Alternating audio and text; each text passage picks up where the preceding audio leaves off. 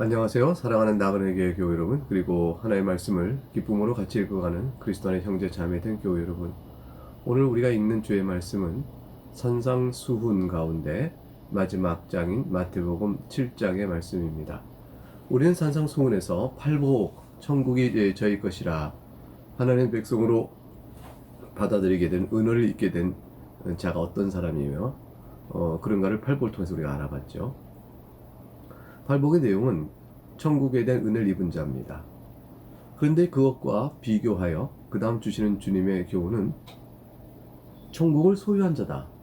천국의 복을 받은 자라고 그 당시 알려진 자들이 있었습니다. 서기관과 바리새인들이죠. 그들이 주장하는 의의가 있어야 하나님의 자녀로서 천국에 소유된 자가 될 것이다. 이렇게 이해되고 있는데 예수 그리스도께서는 그들이 하나님 나라에 합당치 않은 자임을 오히려 드러내십니다. 그래서 하나님 나라에 합당한 자는 바리새인과 서기관의 의보다 더 나은 의를 가진 자야 된다. 이렇게 말씀하셨죠. 도대체 바리새인과 서기관의 의는 무엇이었고 그보다 더 나은 의는 무엇을 의미할까요? 지금까지 우리가 6장까지 살펴본 바에 따르면 서기관과 바리새인의 의는 사람 앞에 보이려고 외식하는 의였습니다. 즉 하나님 앞에서 자기 중심을 놓고 영혼을 들여다보며 오직 하나님의 글로만 살 자이고 또 그렇게 돼서 그 은혜를 입어 감사함으로 나가는 그런 의의가 아니었습니다. 자신이 사람들 앞에 어떠한 자인 걸 드러내고 그걸 통해서 내가 당신보다 의로운 자이므로 내가 천국에 합당하다라는 주장을 하는 그런 종교적인 왜곡된 틀 안에 갇혀있던 사람들입니다. 이제 7장 오늘에 있어서 계속되어 그 말씀을 그런 교훈의 맥락 속에서 우리에게는 다시 바리새인과 서기관의 의보다 더 나은 의가 무엇인가를 살필 수 있도록 우리에게 교훈을 줍니다. 1절 볼까요? 1절부터 5절까지 내용을 보겠습니다. 비판을 받지 아니하려거든 비판하지 말라. 너희가 비판하는 그 비판으로 너희가 비판을 받을 것이요 너희가 헤아리는 그 헤아림으로 너희가 헤아림을 받을 것이니라. 어찌하여 형제의 눈 속에 있는 티는 보고 내 눈 속에 있는 들보는 깨닫지 못하느냐. 보라, 내 눈 속에 들보가 있는데 어찌하여 형제에게 말하기를 나로 네 눈 속에 있는 티를 빼게 하라 하겠느냐. 외식하는 자여, 먼저 네 눈 속에서 들보를 빼어라. 그 후에야 밝히 보고 형제의 눈 속에서 티를 빼리라. 예수 그리스도께서 주신 말씀 가운데 비판을 받지 아니하면 비판하지 말라 하셨습니다. 이 비판은 이렇게 말씀하신 내용은 잘잘못을 가려내는 그러한 것을 중재하는 뜻이 아닙니다.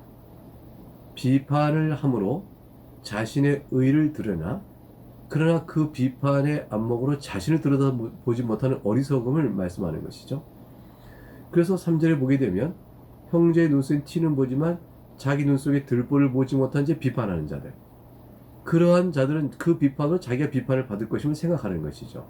그래서 비판에 앞서서 그 잘못이 자기에도 있다는 사실, 오히려 더 큰 잘못이 있을 수 있다는 사실 앞에 상과 주 앞에 마음을 내어놓고 회개하는 자라면 상대의 잘못에서 어떻게 할까요? 넓은 이해와 관용으로 바라보면서 그 죄는 잘못된 것임을 구별하되 형제를 향하여 그렇게 비방하는 일을 갖지 않게 될 것입니다. 도리어 4절처럼 자기 속에 있는 들보를 먼저 빼지 않겠어요? 5절에 이어지죠? 그 후에야 밝히 보고 형제의 눈 속에 티를 빼게 될 것이니 사람이 온전치 못할지언데 다른 사람에 대하여 함부로 비방하는 일에 대한 외식적인 것, 그것을 주님께서 경고하시는 거죠. 이것이 바로 서기관과 바리새인의 의의 태도 속에 담겨있는 큰 허점이었습니다. 그들은 자기들도 하나님 앞에 큰 죄인이요 들보가 자기 눈 속에 있는 것처럼 큰 죄라는 사실은 전혀 알지 못한 채 다른 사람의 허물이 조금이라도 눈에 띄면 비방하기에 앞섰던 것입니다.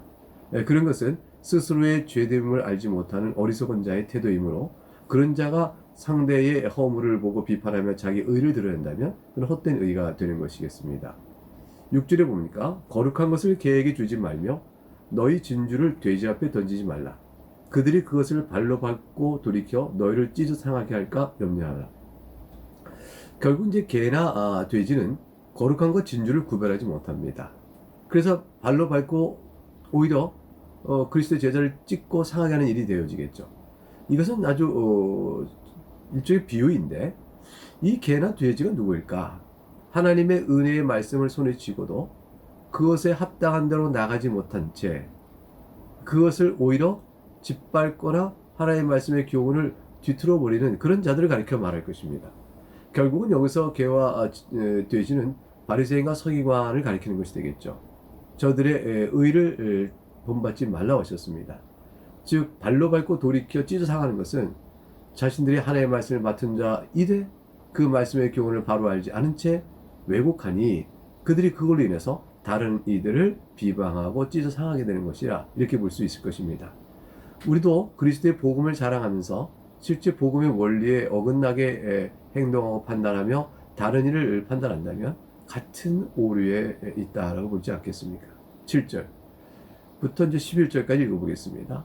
구하라 그리하면 너에게 주실 것이요 찾으라 그리하면 찾아낼 것이요 문을 두드리라 그리하면 너에게 열릴 것이니 구하는 이마다 받을 것이요 찾는 이마다 찾아낼 것이요 두드리는 에게 열릴 것이라. 너희 중 누가 아들이 떡을 달라 하는데 돌을 주며 생선을 달라 하는데 뱀을 줄 사람이 있겠느냐. 너희가 악한 자라도 좋은 것으로 자식에게 줄 줄 알거든 하물며 하늘에 계신 너희 아버지께 구하는 자에게 좋은 것을 주시지 않겠느냐. 이 말씀은 기도의 능력과 원리로 많이 이용이 되어집니다. 그런데 구하는 것과 주신다는 것은 하늘에 계신 아버지께서 좋은 것을 주시는 것입니다. 이 좋은 것이 무엇일까요?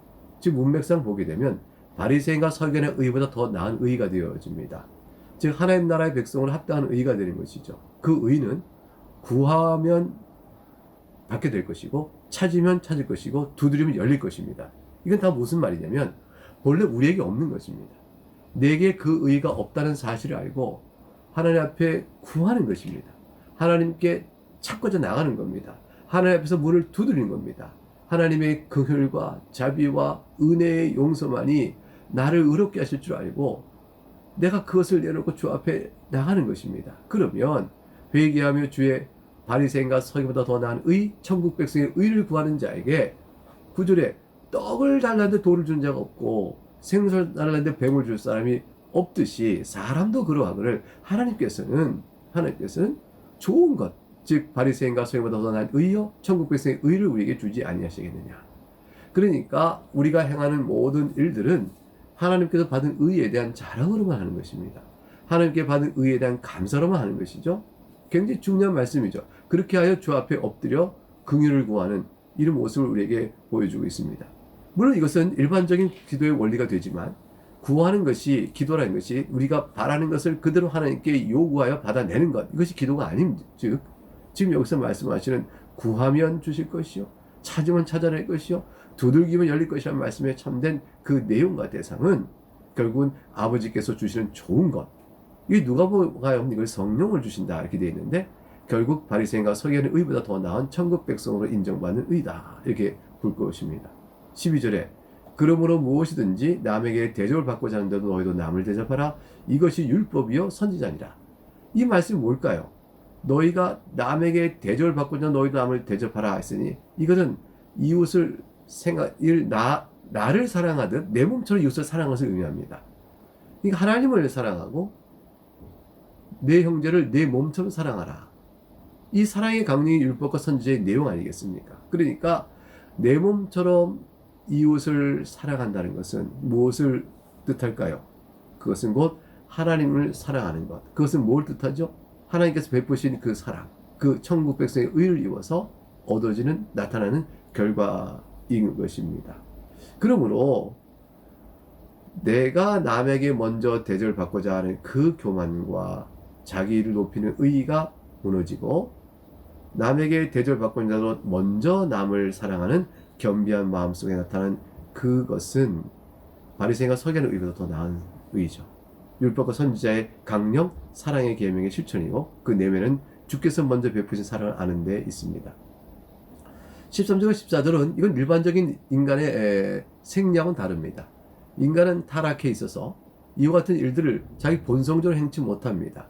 10절 그러므로 13절에 이렇게 주께서 말씀하셨습니다.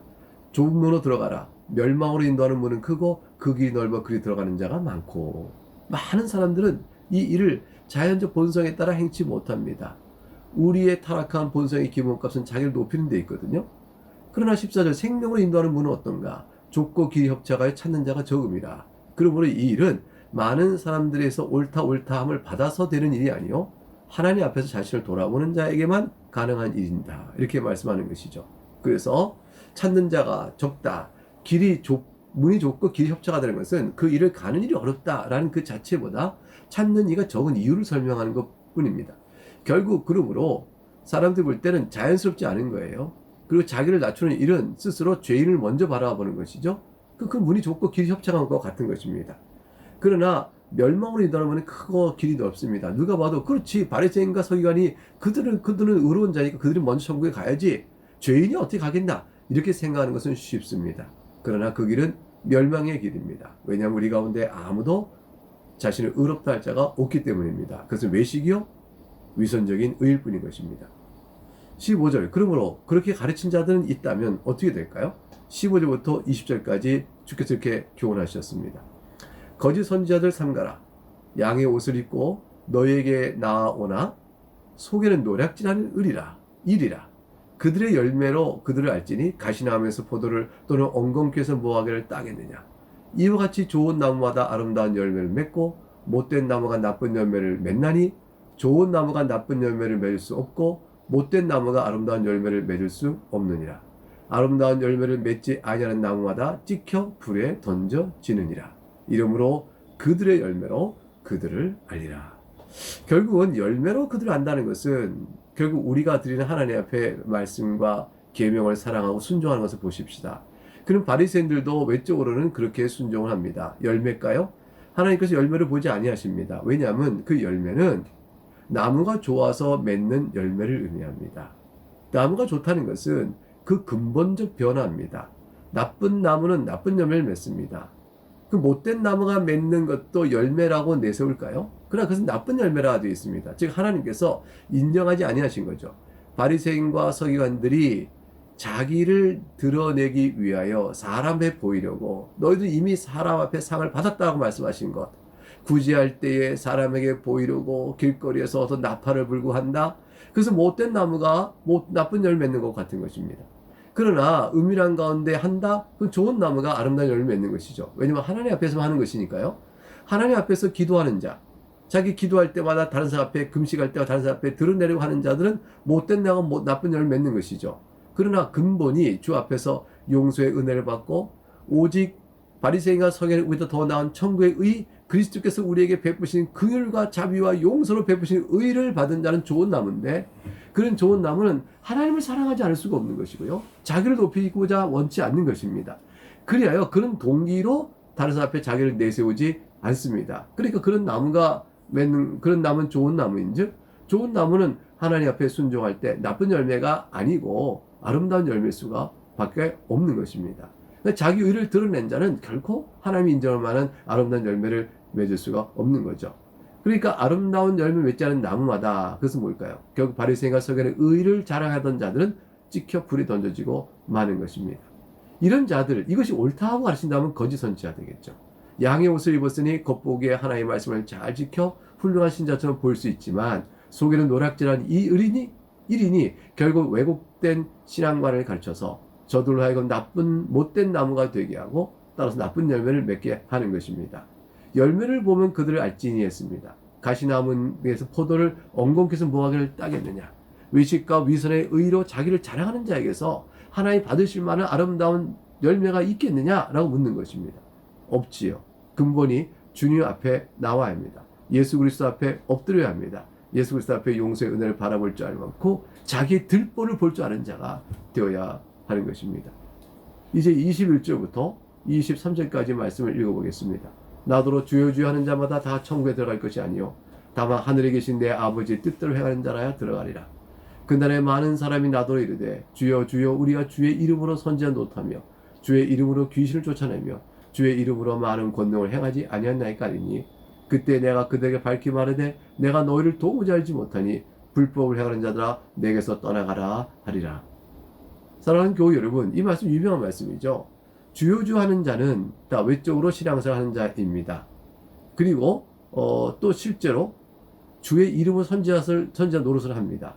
주의 이름으로 귀신을 쫓아냅니다. 주의 이름으로 많은 권능을 행합니다. 이런 모습들은 전부 다 그가 하나님 앞에서 그가 또 사람들 앞에서 신앙인으로 자기를 내세우게 되는 겁니다. 그래서 권능도 행하고요, 귀신도 내쫓고요, 또 하나님의 말씀도 가르치는 자로서 서 있어요. 그런 모습을 다 보면 그런 자는 천국에 들어가기 합당한 자로 봐집니다. 그러나 하나님께서 보시는 중심에서는 그들은 하나님께 합당한 자가 아닙니다. 그들은 아무리 잘해봐야 바리새인과 서기관의 의에 외식하는 의밖에 나오지 않게 되어집니다. 그들은 이렇게 말하겠죠. 주여, 우리가 주의 이름 선지자 노릇하지 않습니까? 우리가 이렇게 의인 아닙니까? 주의 이름으로 귀신을 쫓아냈습니다. 우리가 의인 아닙니까? 주의 이름을 많은 권능을 행하지 아니하였습니까? 우리가 의인 아닙니까? 이렇게 말하겠죠. 그러나 주님은 말씀하십니다. 불법을 행하는 자는 내게서 떠나가라. 저들에게서는 아름다운 열매를 맺은 것이 없습니다. 그 근본에서 하나님을 사랑하고 이웃을 사랑하는 율법 주심의 원리에 따라서 용서받은 자로 주 앞에 감사로 엎드려 행하는 순종이 없을 때 저들은 결국은 외식하는 의인 거죠. 자기를 보이려고 하는 의죠. 그건 하나님께서 볼 때는 불법이 되어집니다.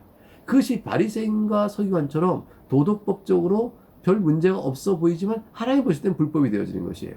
그러니까 참을며 저들이 만일 저렇게 외적으로 종교 행위를 하면서 속으로는 악을 행한다면 말할 것도 없게 되어지는 것이죠. 그러므로 하늘에 계신 내 아버지 뜻대로 행하는 자, 즉 하나님의 은혜를 깨달아 주를 합당하게 긍휼과 공의의 영광을 찬송하는 믿음의 백성으로 행하는 것. 그 예수 그리스도께서 이 땅에 오셔서 죽기까지 순종하셨습니다.